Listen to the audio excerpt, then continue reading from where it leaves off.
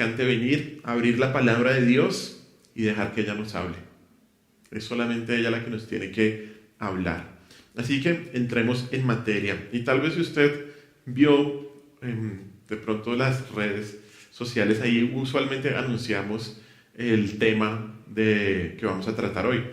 Y hoy el texto que vamos a estudiar está basado en el Salmo 119. Salmo 119. Como usted sabe, el Salmo 119 es el capítulo más extenso de la Biblia. Y el tema central es una exaltación a la palabra de Dios. El autor es anónimo, pero declara que la vida se encuentra en y a través de las Sagradas Escrituras. Este es un salmo que se divide en 22 secciones. Es un salmo acróstico, de acuerdo con las 22 letras del alfabeto judío. Si usted tiene en su Biblia esas pequeñas palabritas arriba de cada sección de 8 versículos, empiezan el primero diciendo Aleph, en el segundo Bet, Gimel, Dalet, Hey, Vav, Zayin, Het, todo esto. Esas son las palabras, son las letras del alfabeto hebreo. 22 letras del alfabeto hebreo. Cada sección tiene 8 versículos, en donde cada versículo comienza con la letra que representa. En el Salmo, la palabra ley es usada 25 veces. La palabra 24 veces. Juicios y testimonios 23, mandamientos 22, estatutos y preceptos 21 veces y los dichos de tu boca se utilizan 19 veces. Todas estas son referencias a la palabra de Dios. ¿Saben cuánto se demoran en leerlo? Usted a veces ve el Salmo 119 y usted dice, nunca voy a acabar. Se demoran 11 minutos en leerlo. Mucho tiempo para que hoy llegue a su casa a leerlo, ¿cierto que no? 11 minutos. Martín Lutero, el gran reformador alemán, profesaba que él valoraba este salmo grandemente, de manera que no cambiaría al mundo entero por una página de él. Un hombre llamado George Wishart, obispo de Edimburgo en el siglo XVII, reformador también, fue condenado a ser ejecutado en la horca. Cuando estaba en el andamio, él utilizó una vieja costumbre que le permitía al condenado elegir un salmo para ser cantado. Él eligió el Salmo 119, muy inteligente. Pero antes de que se cantaran 2/3 de este salmo, el perdón llegó a este hombre y su vida fue rescatada de la horca. En este salmo, la palabra es nuestro consuelo, es la regla de vida, la fuente de fortaleza y esperanza, e inspira a desear aún más la Escritura y a vivir de acuerdo con ella. Hoy vamos a estudiar la 7ª sección del Salmo, que en el hebreo comienza con la letra Zayin, y es con lo que empieza cada versículo, cada palabra de cada versículo de esta sección. Así que los invito a que leamos Salmo 119, versículos del 49 al 56. Dice así: Acuérdate de la palabra dada a tu siervo, en la cual me has hecho esperar. Ella es mi consuelo en mi aflicción, porque tu dicho me ha vivificado. Los soberbios se burlaron mucho de mí, mas no me he apartado de tu ley. Me acordé, oh Jehová, de tus juicios antiguos y me consolé. Horror se apoderó de mí a causa de los inicuos que dejan tu ley. Cánticos fueron para mí tus estatutos en la casa en donde fui extranjero. Me acordé en la noche de tu nombre, oh Jehová, y guardé tu ley. Estas bendiciones tuve porque guardé tus mandamientos. En estos versículos se describe que el salmista está pasando por un momento de aflicción en su vida. No se dice cuál es la prueba específica, pero palabras como consuelo, aflicción o vivificado nos muestran una situación de dolor que el autor estaba viviendo. De hecho, al parecer, esta es la situación en todo el Salmo. En otros versículos, el autor también utiliza este tipo de palabras que describen su sufrimiento. Y de hecho, el Salmo finaliza con un clamor por ayuda a Dios. Acompáñenme solamente al final del Salmo, a los versículos 173 y 176, al 176. Son los últimos versículos del Salmo 119. Dice así, 173. Esté tu mano pronta para socorrerme, porque tus mandamientos he escogido. He deseado tu salvación, oh Jehová, y tu ley es mi delicia. Viva mi alma y te alabe, y tus juicios me ayuden. Yo anduve errante como oveja extraviada. Busca a tu siervo, porque no me he olvidado de tus mandamientos. Este clamor final nos muestra cómo el salmista, cuando incluso ya había acabado el salmo, todavía está pasando por sufrimiento. Sin embargo, hay algo increíble que sucede aquí. Y es que a pesar de la prueba del salmista, él tiene una gran fe en Dios y sabe que el Señor no lo ha abandonado. Él confía en que el Señor está ahí. Y la pregunta es, ¿por qué el salmista tiene una fe tan firme? ¿Cómo puede continuar volviéndose a Dios cuando aún ni siquiera Dios se ha vuelto en la ayuda del salmista? La respuesta es que este hombre tiene ¿qué? La palabra de Dios. Él tiene absoluta confianza en la Escritura y confía en que esa palabra le enseña que Dios está cerca, incluso así no pueda ni ver ni sentir su presencia. Dios está cerca. ¿Cómo podemos saber nosotros que en medio de las pruebas y el sufrimiento Dios está con nosotros? Porque tenemos su palabra. Porque su palabra nos lo ha dicho. Una de las maneras como se ve la misericordia de Dios es que desde antes que nosotros pasáramos por una prueba, desde antes que nosotros pasáramos por sufrimiento, Dios ya había hecho provisión para darnos fortaleza en medio de la prueba. A veces no recordamos que en medio del sufrimiento la palabra de Dios nos brinda consuelo, nos brinda refugio y usualmente la salida a nuestros problemas. Muchas veces se nos olvida que el primer recurso a donde tenemos que ir cuando sufrimos es a la Escritura. ¿Por qué? Porque ahí nos encontramos con Dios. Porque ahí está hablando el Señor. Y de eso se trata esta sección del Salmo 119. En estos 8 versículos, el salmista se acuerda de la palabra en su aflicción. 3 veces se menciona la palabra acordar o recordar. Versículo 49 dice acuérdate, versículo 52 dice me acordé y versículo 55 también dice me acordé. Esto nos da el bosquejo natural del Salmo. 3 recordatorios es lo que vamos a ver hoy. En medio del dolor del autor, este Salmo nos enseña que él halló consuelo en su aflicción.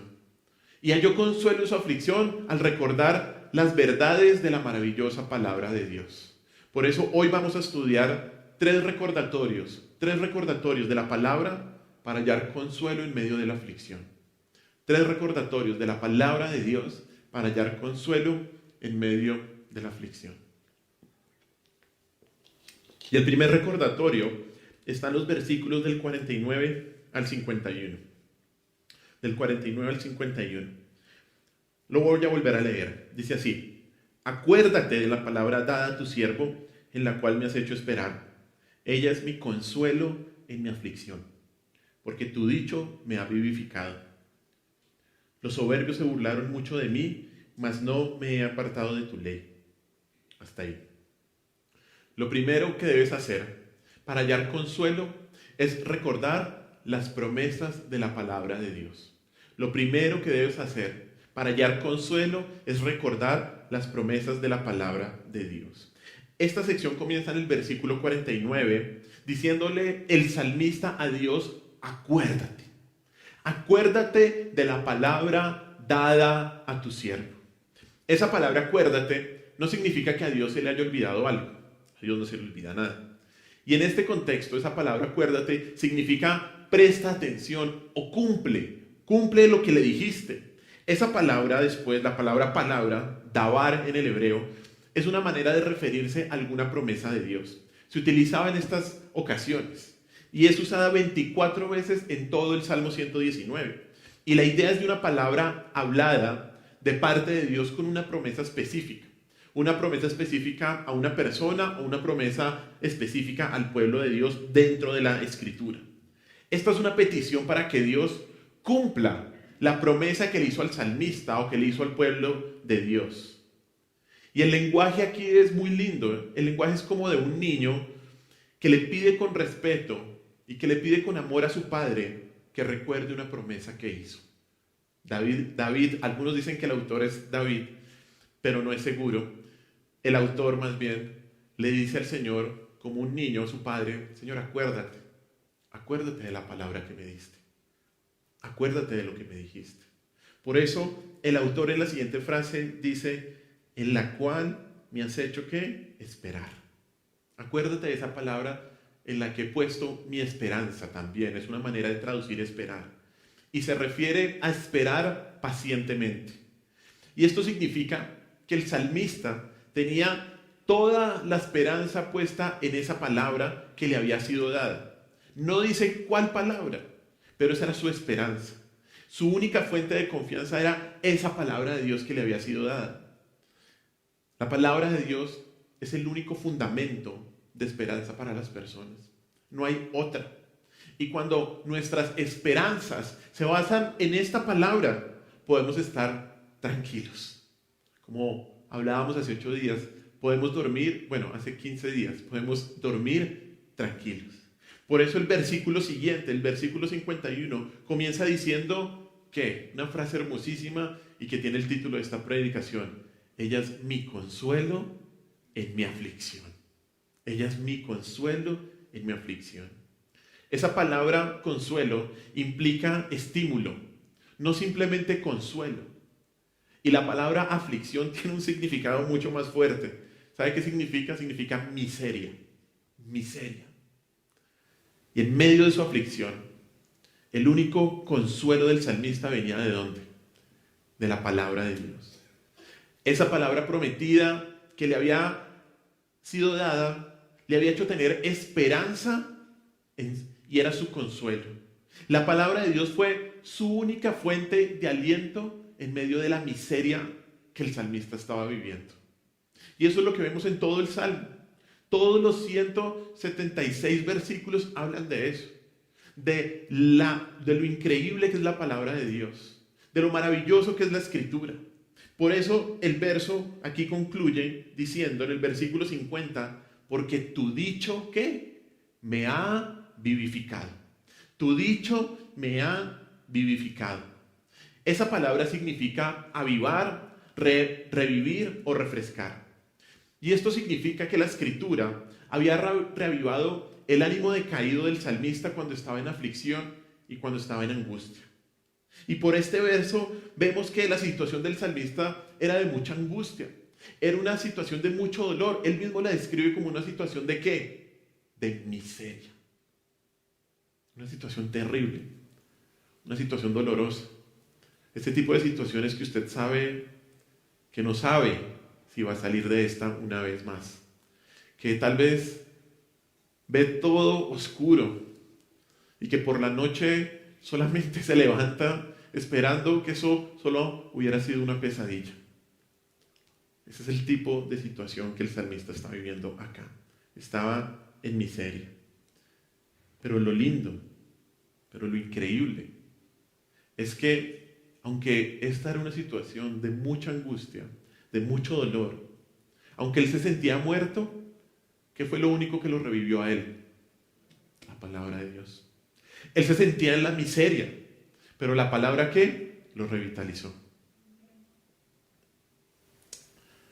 Y la palabra lo reanimó de tal manera que mire lo que dice el versículo siguiente. Lo reanimó de tal manera que le permitió permanecer fiel a pesar de las burlas de sus enemigos. Ahí comienza el versículo 51 diciendo: los soberbios se burlaron mucho de mí. Aquí el salmista estaba exponiendo la tensión que estaba afrontando. Él afirma que sus enemigos, que los soberbios, lo despreciaron sin descanso. El salmista y su fe fueron tratados de burla por los incrédulos, que además eran arrogantes. Sin embargo, el salmista demuestra cómo responden los verdaderos creyentes que tienen la Escritura en el centro de su vida. Él afirma que aunque esto suceda, ¿qué va a hacer él? No me he apartado de tu ley. Ahí dice él muy clarito. Así la gente se burle, así la gente me desprecie, así la gente me diga, ¿por qué sigue a ese Dios? El que dice, yo no me voy a apartar de la ley de Dios. No importa la miseria en la que esté, no importa que el Señor no me haya respondido como yo quiero, yo no me voy a apartar de la ley. Esa palabra ley está haciendo énfasis en los primeros 5 libros del Antiguo Testamento, lo que ellos denominan Torá, esa es la traducción, la Torá. Y se refiere específicamente a la ley de Dios, a la que se le había dado a Israel para que el pueblo lo pudiera obedecer. El salmista, a pesar de la aflicción y la burla de sus enemigos, continuó obedeciendo la palabra, porque las promesas de esa palabra eran la fuente de su fortaleza. Dios le había hecho esperar en una palabra y él se aferraba a esas promesas. La Escritura no solo brindó consuelo en su aflicción, sino que lo mantuvo ¿qué? En el camino de Dios. Lo mantuvo fiel a él. Cuando el salmista recordó las promesas de la palabra de Dios, encontró aliento, encontró consuelo.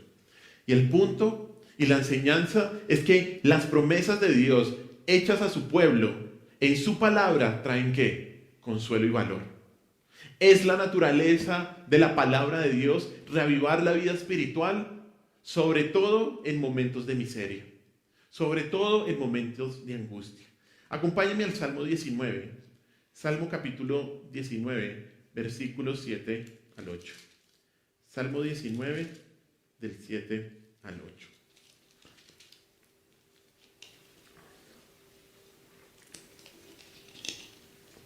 Dice así: la ley de Jehová es perfecta, que convierte el alma.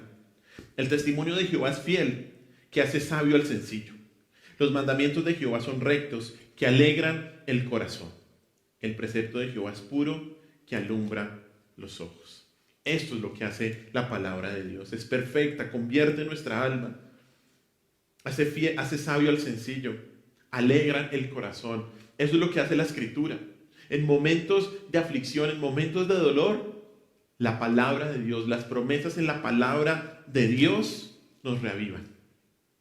Y aquí es importante hacer ciertas claridades con respecto a las promesas de Dios en la palabra, ya que hay literalmente cientos de promesas de Dios en la Escritura, cientos. ¿Cómo podemos saber qué promesas se aplican a nosotros y qué promesas no se aplican a nosotros? Para ello debemos diferenciar entre promesas generales y promesas específicas. Hay 2 tipos de promesas en la Escritura: promesas generales y promesas específicas. ¿Qué es una promesa general?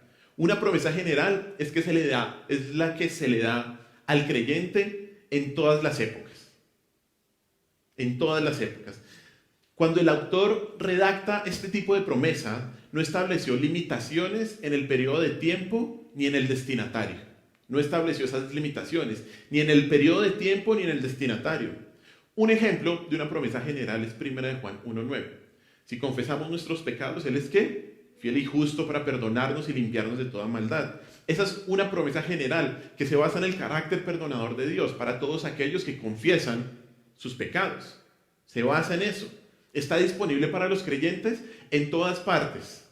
Otro ejemplo de una promesa general es Filipenses 4:7, que dice: y la paz de Dios, que sobrepasa todo entendimiento, guardará tu corazón y tu mente en Cristo Jesús. No está diciendo a alguien específico, sino que está diciendo que todo creyente puede orarle al Señor y la paz de Dios, que sobrepasa todo entendimiento, lo cuidará y lo guardará. Esos son ejemplos de promesas ¿qué? Generales. Ahora, ¿qué es una promesa específica? Una promesa específica es aquella que se hace a personas específicas en ocasiones específicas, en ocasiones determinadas, en ocasiones precisas. El contexto usualmente nos aclara quién es el destinatario. Por ejemplo, y esto lo hemos visto en los cursos, Génesis 12:2, que dice: haré de ti una nación grande y te bendeciré, y en ti serán benditas todas las familias de la tierra. Los versículos anteriores y siguientes, ¿de quién nos están hablando? De Abraham. Solamente de Abraham. Y esa promesa iba a ser cumplida ¿para quién? Para Abraham. Para Abraham. No para la persona que dijera: uy, es que yo siento, esto es una palabra, ¿cómo es que se le dice? Rema o logos o lo que sea. No, esto es una palabra para mí. No. Así no habla la Escritura. ¿Por qué? porque usted no es padre de una gran nación. Porque de su simiente no salió Jesucristo que iba a bendecir todas las familias de la tierra, ¿o sí? ¿Cierto que no? No. Otro ejemplo de esto, de una promesa específica, está en Hechos 16:31, al carcelero. ¿Se acuerda de esa promesa? Cuando le dice que serán salvos tú y toda tu familia. ¿Y a quién se le dice esa palabra? Al carcelero. Al carcelero. Esa palabra no se le dice a otra persona. ¿Se le dice a quién? Al carcelero. Y después, obviamente, por la predicación de Pablo, el arrepentimiento de su familia, vemos en el relato que esa palabra que se cumplió. Palabras generales y promesas generales, promesas específicas. Habiendo dicho esto, la Biblia está llena de promesas generales de Dios y sobre todo en momentos de aflicción. Momentos de dolor como el que el salmista estaba viviendo. Por ejemplo, Dios te promete que si Él comenzó la obra, será fiel en completarla. Filipenses 1:6. No importa en el momento en el que estás, si estás pasando por dolor, por sufrimiento, Dios prometió que Él iba a completar la obra que ya de antemano se propuso en ti o en alguna persona que es creyente. Otra promesa, Dios promete que todas las cosas obran para el bien, para los que aman a Dios. Romanos 8:38, ¿se acuerdan? La decimos mucho. Y lo vuelvo a decir, esto no es poesía, como decía una amiga que está con el Señor ahora. Eso es una promesa general. Y así usted vea todo negro, usted tiene que aferrarse a esa promesa. Otra promesa, Dios prometió consuelo en medio de las tribulaciones. Segunda de Corintios 1, del 3 al 4. Dios promete que Él te va a consolar en medio del dolor, en medio del sufrimiento. Dios está ahí contigo, llorando contigo. Otra promesa maravillosa. Una más o dos más. Dios prometió toda bendición espiritual en Cristo. Toda bendición espiritual en Cristo. Efesios capítulo 1, versículo 3. Toda bendición espiritual. Y cuando usted mira Efesios capítulo 1, ¿qué nos muestra? Que Dios nos pasa por todo el proceso de la salvación. Y Dios prometió llevarnos de su mano. Y una última promesa general. Dios prometió estar, ¿qué? Contigo todos los días de tu vida. ¿Qué dijo el Señor Jesús cuando se fue? Mateo 28:20. Eso fue lo que dijo. Y yo estaré contigo todos los días de tu vida. No importa si estás pasando por un dolor, si estás pasando por sufrimiento, si estás pasando por algo que nunca te hubieras imaginado. ¿Quién está a tu lado? ¿Quién está a tu lado? El Señor. Estas y muchas otras promesas de Dios están en la Escritura y son las que mantienen en pie al creyente. Y por eso es que la Escritura es tu consuelo en tu aflicción. La Escritura es mi consuelo en mi aflicción. No importa si te ridiculizan o si se burlan de ti, aférrate a la palabra. No importa si estás pasando la peor vergüenza de tu vida. Aférrate a la palabra. Aférrate al Señor. Recordar las promesas de la palabra es lo único que te permite soportar cualquier prueba. Porque cuando estás en aflicción, vas a la Escritura y en ellas, ¿qué encuentras? El consuelo de Dios. En ellas lees y dices, hay esperanza. Hay esperanza. Para el que cree, hay esperanza. Spurgeon dijo de este versículo lo siguiente: en medio de la aflicción, el salmista proclama su consuelo y dice, este es mi consuelo. Continúa Spurgeon diciendo, el mundano agarra su bolsa de dinero y dice, este es mi consuelo. El derrochador señala su alegría y grita, este es mi consuelo. El borracho levanta su copa y dice, este es mi consuelo. Pero el hombre cuya esperanza proviene de Dios siente el poder vivificante de la palabra del Señor y testifica, este es mi consuelo. Este es mi consuelo. Lo único que te puede dar vida y reanimar, lo único que puede dar vida y reanimar a un creyente afligido, ¿qué es? La palabra de Dios. Por eso lo primero que debes hacer para hallar consuelo es recordar las promesas de la palabra de Dios. Amén. Segundo punto. Vamos a los versículos 52 al 54. Dice así. Salmo 119. Me acordé, oh Jehová, de tus juicios antiguos y me consolé. Horror se apoderó de mí a causa de los inicuos que dejan tu ley. Cánticos fueron para mí tus estatutos en la casa en donde fui extranjero. Lo segundo que debes hacer para hallar consuelo es recordar que la palabra permanece para siempre. La palabra permanece para siempre. Esta segunda sección comienza diciendo, me acordé, oh Jehová, de tus juicios antiguos y me consolé. Esa palabra juicios aparece 23 veces en el Salmo 119. Es otra manera de referirse a la Escritura. Y esta palabra específicamente tiene una raíz que significa juzgar o gobernar mejor, regular o ordenar. Y esta palabra se refiere a los juicios divinos, ya sea expresados en la ley de Dios o en la administración de su gobierno en el mundo. La palabra antiguo, cuando el salmista dice, me acordé, oh Jehová, de tus juicios antiguos, no se está refiriendo a algo que sucedió hace muchos años. Esa palabra se refiere a la constancia y a la uniformidad que han tenido los juicios de Dios, la escritura del Señor, durante siempre, durante toda la vida, durante la eternidad, los juicios divinos desde siempre. Y esto significa que la palabra de Dios ha pasado la prueba del tiempo, que la palabra de Dios refleja que es eterna, que siempre es confiable y que la palabra de Dios siempre se cumple, siempre. Por ello, el salmista termina este versículo diciendo, y me consolé. Me acordé de tu palabra antigua, ¿y qué pasó? Me consolé. Trajo aliento a mi vida. Cuando todo lo demás parecía fallar, era un consuelo pensar que la palabra de Dios no cambiaba. Si la palabra de Dios cambiara, uno no podría confiar en ella, ¿cierto? Pero es porque la palabra de Dios permanece para siempre, que luego en el versículo 53, el autor del Salmo expresa un sentimiento de terror por aquellos que se olvidan de la ley de Dios. Mire ahí cómo comienza. Dice, horror se apoderó de mí a causa de los inicuos que dejan tu ley. Esa palabra horror quiere decir literalmente indignación ardiente. Una indignación ardiente fue lo que sufrió el salmista. Y estas palabras describen la gran agitación del salmista con los malvados que han abandonado la escritura.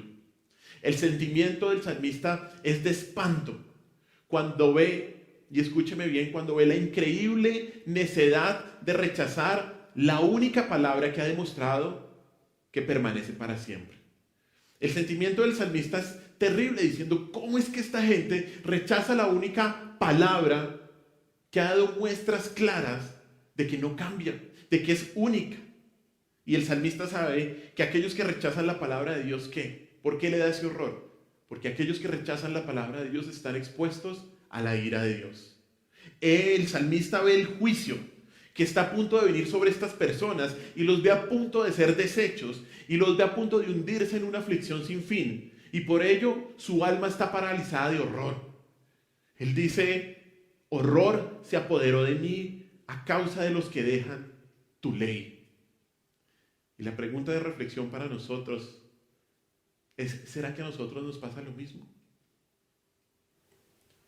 ¿Será que sentimos indignación cuando las personas rechazan la escritura? Nadie puede ser indiferente cuando sus semejantes están expuestos a los horrores de esa morada sin que su alma se llene de angustia. Nos debe llenar de esta indignación, horror, porque sabemos que cuando se rechaza la palabra de Dios, se está rechazando ¿a quién? A Dios mismo, a Dios mismo. Lo increíble es que mientras el horror es lo que causa que alguien abandone la palabra, alegría en momentos de prueba, es lo que causa la palabra a quienes la abrazan, como lo dice el versículo siguiente, versículo 54. Ahí el salmista dice cánticos. Y esta palabra expresa el gozo que trae la escritura. Los estatutos, que son los cánticos que está cantando el salmista, se refieren a los mandamientos y a la autoridad de la palabra escrita de Dios. Esta palabra es utilizada 21 veces en el Salmo 119. Y lo que el salmista está diciendo es que los estatutos del Señor han sido una fuente de alegría. Una fuente tal de alegría que lo hacen cantar con confianza. Usualmente el ser humano, ¿qué hace cuando está feliz? Canta. Y mire cómo dice luego el texto. Cánticos fueron para mí tus estatutos en la casa en donde fui extranjero. Esta expresión, la casa donde fui extranjero, se traduce en otras versiones, la casa de mi peregrinación. Y se refiere a la vida en la tierra como un peregrinaje. De hecho, el salmista lo vuelve a mencionar en el versículo 19, ahí en el Salmo 119. Mire ahí, Salmo 119, 19. Dice, forastero soy yo en la tierra, no encubras de mí tus mandamientos. El salmista considera su vida como ¿qué? Como un peregrinaje sobre esta tierra. Él sabe que esto no es todo. Estamos ¿qué? De paso por el mundo. El salmista es un extranjero en una tierra extraña. Es una tierra desconocida para él. Y la única manera de hallar alegría son los ¿qué? Los estatutos de la ley de su patria original. Es la única alegría. Él sabe que este mundo es extraño. Este mundo para un creyente es algo que no es nuestro, no es nuestra casa. No. Y así como el salmista, solo podemos alegrarnos en la palabra de Dios. Pues sabe que solo ella permanece.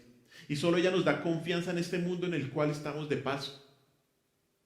Estamos de paso, ¿sabe dónde? Hacia nuestra morada celestial. Un libro muy bueno que si usted puede consígaselo, es una historia lindísima. Juan Bunyan, El progreso del peregrino.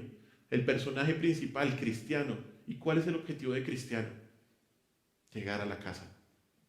Él sabe que aquí está ¿qué? De paso. Y así nos debemos sentir cada uno de nosotros. ¿Se acuerdan lo que veíamos hace algún tiempo? Que decíamos que no poner nuestra mira en las cosas terrenales. Y eso es lo que le debemos pedir al Señor. Entender que esta no es nuestra casa, hermanos. Aquí estamos de paso. Estamos de paso a nuestra casa celestial. Este mundo no es la casa y el hogar de los creyentes. Aquí somos peregrinos y forasteros. Pertenecemos a otra ciudad. Y como dice Hebreos 11:6, pertenecemos a un país mejor. Pertenecemos a un país mejor. ¿Y sabe qué nos ha dejado el Señor mientras estemos aquí? Su palabra, su escritura. Mientras que estamos en un país extraño, tenemos la Constitución real. La Constitución real que nos permite vivir como ciudadanos celestiales y tener alegría. Eso es lo que es la palabra de Dios. La Constitución real que a pesar en un lugar extraño podamos vivir con alegría. Hermanos, cuando nos hallemos en dolor y sufrimiento, debes recordar que la palabra permanece para siempre. Debes recordar que la palabra de Dios es eterna para poder estar tranquilo y confiado.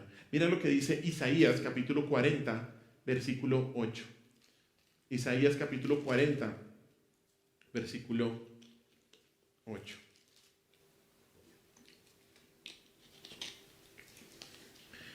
Dice así: sécase la hierba, marchítase la flor, mas la palabra del Dios nuestro permanece para siempre.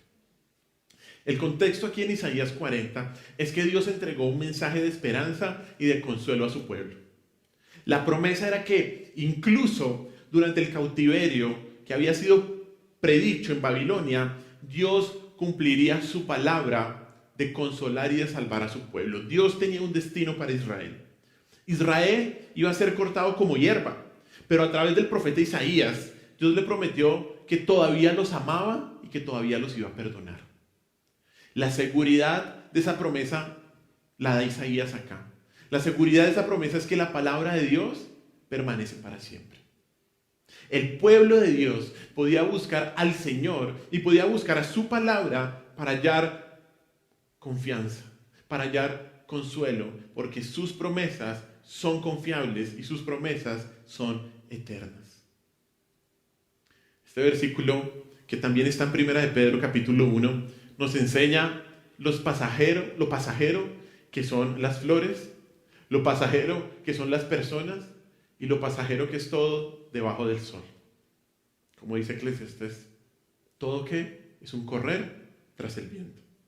Sin embargo, en medio de la fragilidad y en medio de la inestabilidad humana, hay una cosa que permanece para siempre. Solo una. ¿Y qué es? La palabra de Dios. Salmo 119, versículo 89. Salmo 119, versículo 89. Dice ahí: para siempre, oh Jehová, permanece tu palabra. ¿Dónde? En los cielos. ¿Dónde permanece la palabra de Dios? ¿Guardada en un banco de la tierra? ¿En el lugar más seguro de este mundo? No. Esa afirmación que dice en los cielos nos muestra lo mismo. Para siempre, oh Jehová, permanece tu palabra segura, Señor. Tu palabra no cambia. La escritura es poderosa, la escritura es coherente, la escritura es digna de confianza. Dios cumple sus promesas y siempre cumple lo que dice que hará.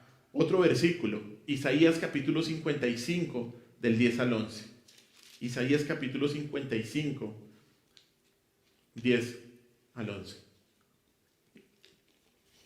Dice así: porque como desciende de los cielos la lluvia y la nieve, y no vuelve allá, sino que riega la tierra, y la hace germinar y producir, y da semilla al que siembra, y pan al que come, así será mi palabra, que sale de mi boca. No volverá a mí vacía, sino que hará lo que yo quiero, y será prosperada en aquello para que la envíe. Dios siempre cumple su palabra. Dios siempre cumple su palabra. Dios siempre cumple sus promesas. Siempre cumple lo que dice que hará. Se puede contar con las promesas de Dios. Nunca fallan, incluso en los peores momentos. Incluso cuando tú no veas salida. Siempre se cumple la palabra de Dios. En este peregrinaje por el desierto de este mundo, como un viajero en un camino entre rocas, arenas, desolación, sin hogar, sin lugar de refugio, expuestos al frío, expuestos a la lluvia, solo tenemos la palabra de Dios. Solo tenemos la palabra de Dios que permanece para siempre. Lo segundo que debes hacer para hallar consuelo es recordar que la palabra permanece para siempre. Qué tranquilidad tan grande, qué tranquilidad que da tanto aliento es tener una palabra que no es mentira, que es verdad, que lo que está dicho acá se va a cumplir y que el Señor, por su misericordia, nos llevará a su casa. Tercer punto. Leamos los versículos del 55 al 56. Tercer recordatorio. Dice así: me acordé en la noche de tu nombre, oh Jehová, y guardé tu ley. Estas bendiciones tuve porque guardé tus mandamientos. Y lo tercero que debes hacer para hallar consuelo es recordar que la palabra de Dios te mantiene fiel a Dios. Debes recordar que la palabra de Dios te mantiene fiel a Dios. Y ya vamos a ver por qué esto trae consuelo a tu corazón. Esta última sección comienza diciendo: me acordé en la noche de tu nombre, oh Jehová. Esa palabra nombre se refiere a la naturaleza de Dios. Es una manera de referirse a los atributos divinos revelados en su palabra. Cuando usted la lea en la Escritura, que alguien diga el nombre de Dios, se está refiriendo a los atributos de Dios. En aquella época, el nombre era una manera de representar a una persona. El nombre, por eso el Señor dice: vayan en mi nombre, vayan de acuerdo a mi voluntad.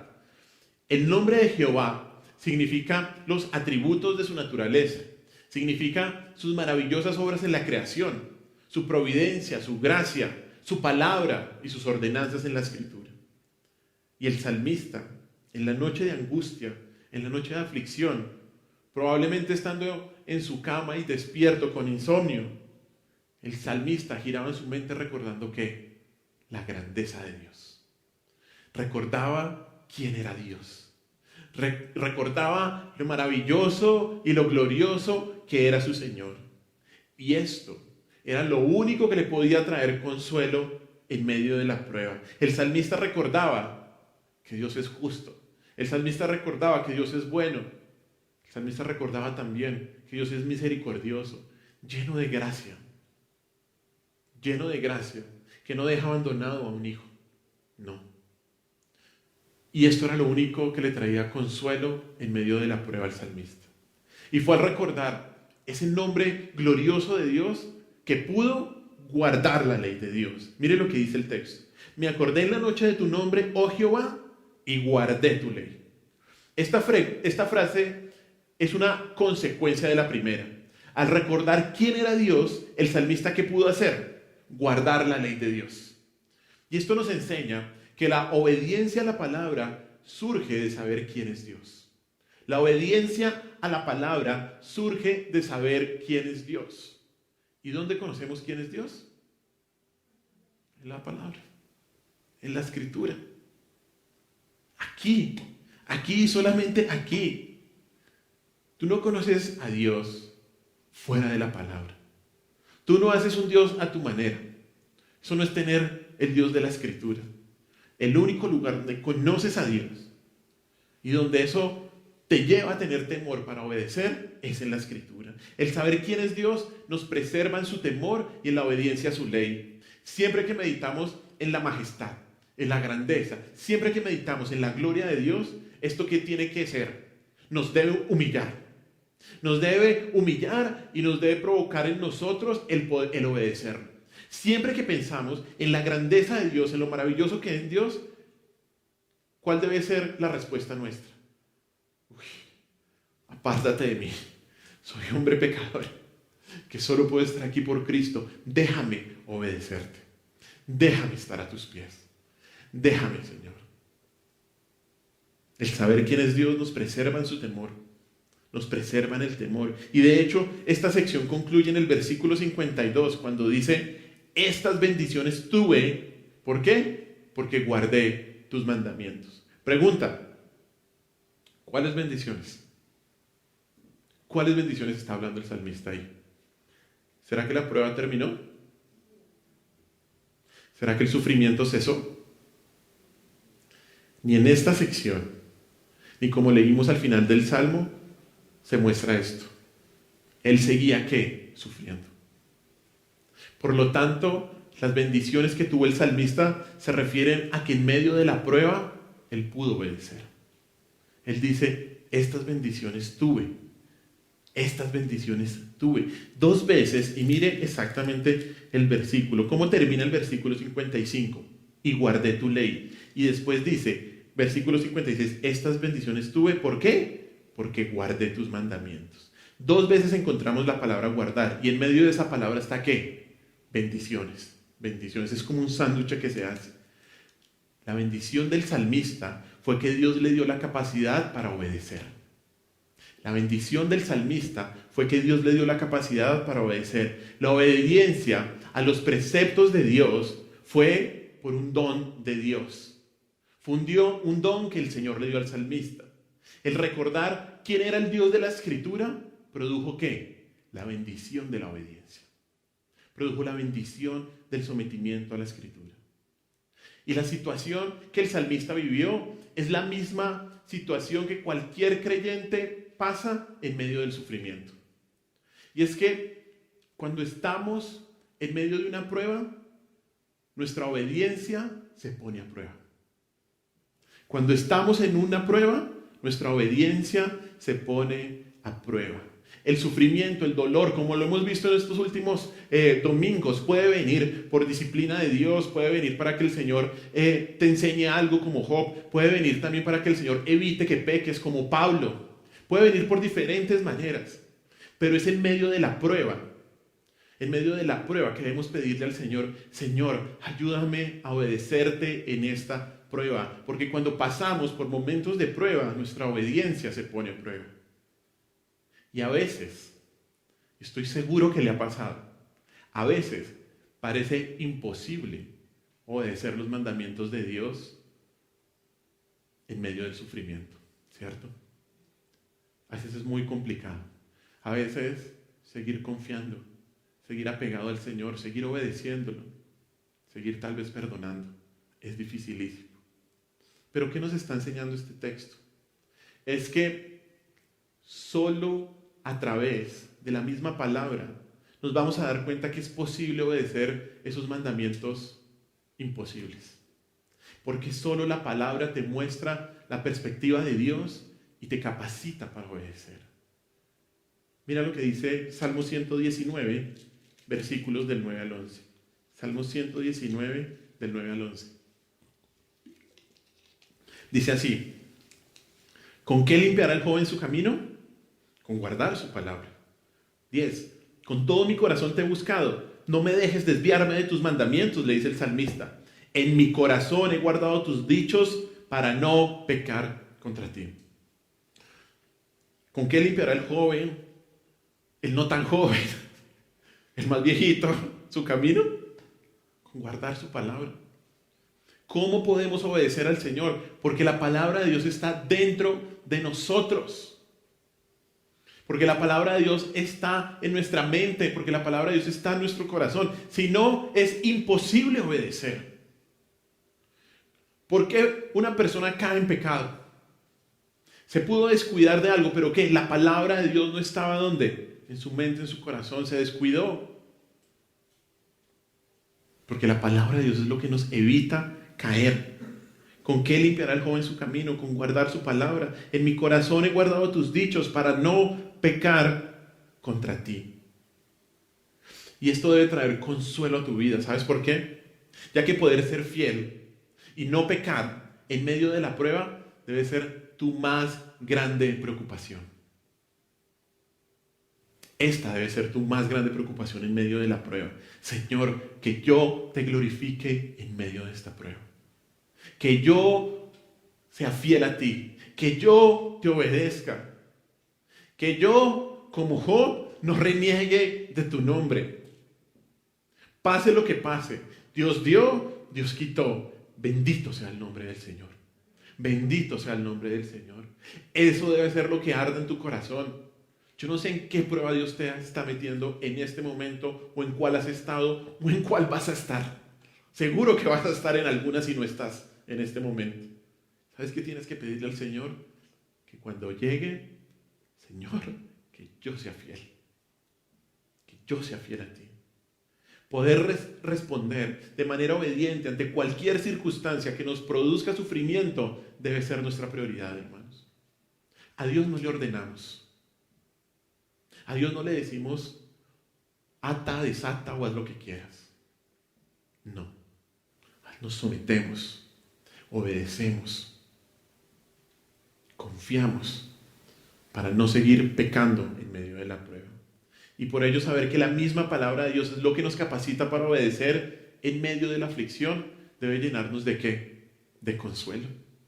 Es la palabra de Dios la que me capacita a mí para pasar bien la prueba, para pasar bien el sufrimiento. Y en este caso, el salmista nos presenta una maravillosa verdad, una verdad específica que quiero hablar también unos minutos. Y es que cuando conozco y medito en el Dios de la Escritura, hallo consuelo.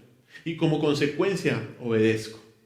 Conocer al Dios de la Escritura, conocer al Dios de la palabra, es una de las verdades más importantes para el cristiano.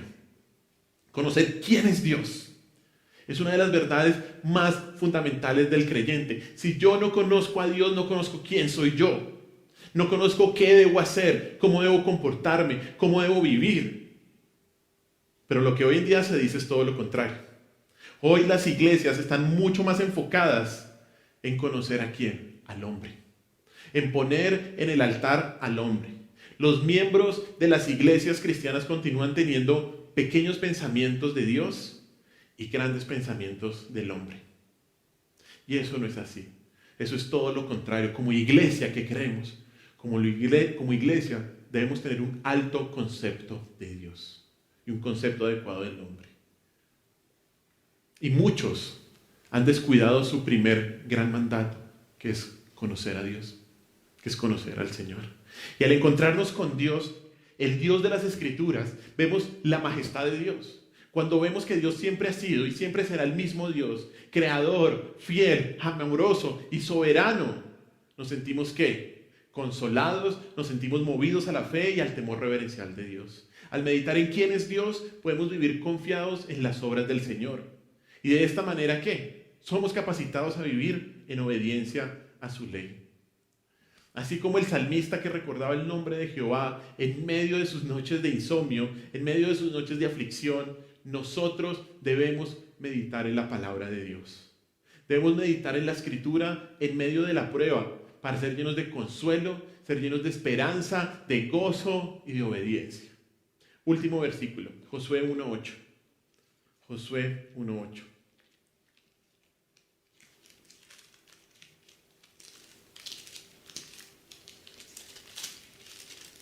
Dice así: nunca se aparte de tu boca este libro de la ley, sino que de día y de noche meditarás en él, para que guardes y hagas conforme a todo lo que en él está escrito, porque entonces harás prosperar tu camino, todo te saldrá bien. ¿Qué tenemos que hacer como creyentes? Día y noche, día y noche, día y noche meditar en la palabra de Dios.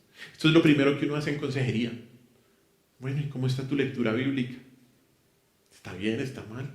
Pues hay que meterle, hay que memorizar palabra. De eso se trata. ¿Por qué? Porque quien hace la obra, ¿quién es?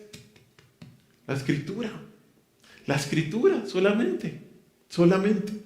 Y esto nos enseña, y escúchame bien, que las verdaderas bendiciones, el gozo en medio de la aflicción, estar firme en medio de la prueba, no dejarse influir cuando hombres soberbios se burlan, y el consuelo en medio del sufrimiento, ¿de dónde viene? De la Escritura.